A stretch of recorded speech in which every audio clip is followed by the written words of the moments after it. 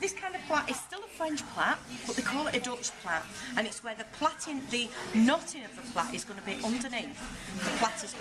The sides are going to scrape in, and the plait is going to be sat on the top.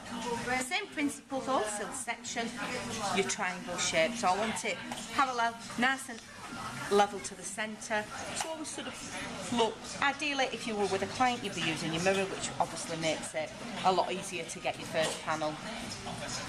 I just want a nice, neat little triangle section to start me off. Happy at that, make sure it's nice and central, and here we go. So we're still going to section this top panel into 3, so I just draw it back. I want to keep the comb in my hand, to be fair, probably better for you because you'll be able to use it as you're trying to take your next section. Into 3s we did the last one, but this time the centre is going to go to the side, and then we're going to pick it up, we're going to go underneath this one, and we're going to pinch that one on the other side, making this potentially at the minute free to just fall around where it wants. We're going to add a little bit from the side, get your comb into play for this so that it keeps it nice and smooth and sleek.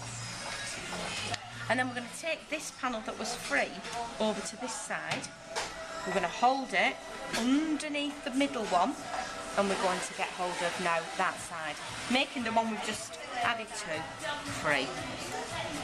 Add a bit from the side, adding nice sort of neat slim sections, adding it to the hair. This one now goes over this side. Hold it under what you've just done and pinch the one at the far side. Let that one be free. The higher and tighter you hold it here and your fingers close to the scalp, the better this will stay where it is. If not, and it's looser, it's sort of flopping around more. Scrape it up at this side and add a bit more. And make sure that I've added it right from that front edge and right to the back as well. Once you've added it again, that goes over that side. We're going to go down underneath the middle bit and hold that bit, making this bit free now. And this is what you do, you alternate it all the way down. Get another piece of hair, keep it nice and smooth. Over we go with that piece, under there, and pinch that one.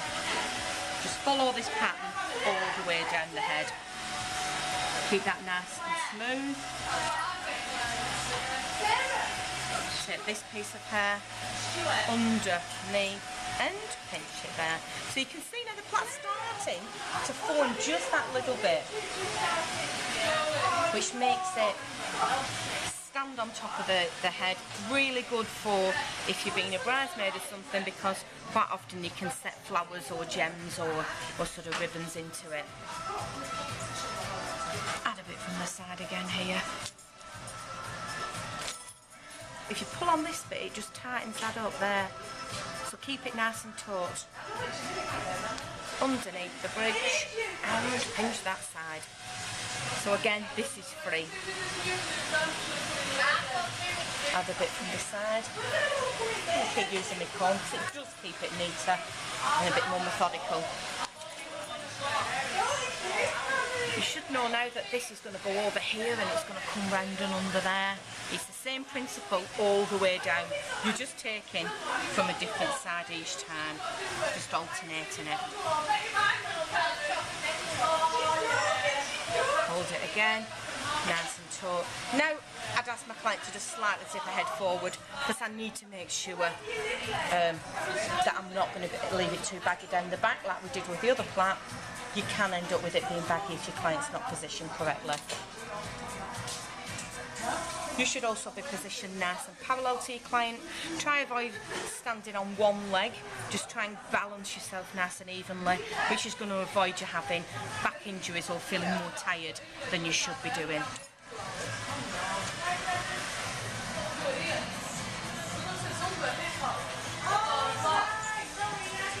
Plait's forming nicely now.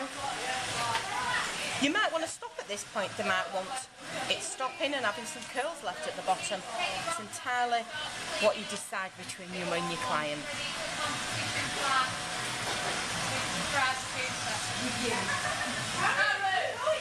Make sure you just keep adding a bit from the side, nice and neatly, and keeping it nice and tight. Slightly tip the Plait's head down again. Make sure you're keeping it nice and central. My Plait wants to move around and have a look a bit around the salon as well.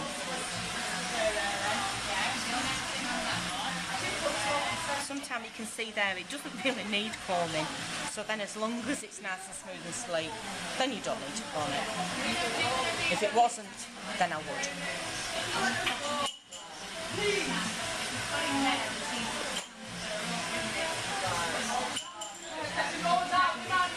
Keeping it nice and tight. This plait usually stays in a bit longer than the other because all the knotting of the plaiting technique is actually underneath.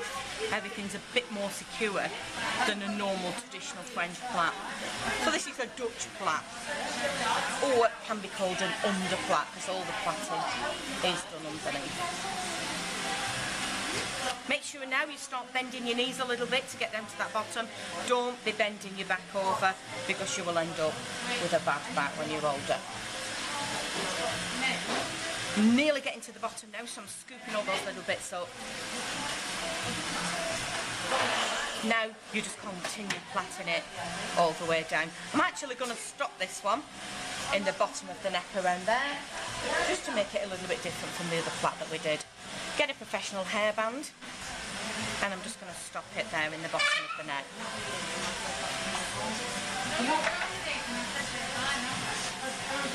What I'm going to do with this little piece here, we're just going to have a bit of trendy texture to it, and we're just going to grip it up. Literally just get your grip, don't even open it, twist it a little bit around the hair, and just add it in. Same at this side, just to secure it more than anything really. Just pop a grip in. Then I potentially give that a bit of a spray. It just makes it a bit different, a bit more trendy than just leaving it all smooth. Scrape the sides in, plenty of spray to hold them down and make them nice and secure. Spray the sides in at either side. You might want to add some hair ornamentation. I'm probably going to put something down at the bottom there, just to sort of finish it off. And that is the finished effect. Just pop a head straight so you can have a good look there.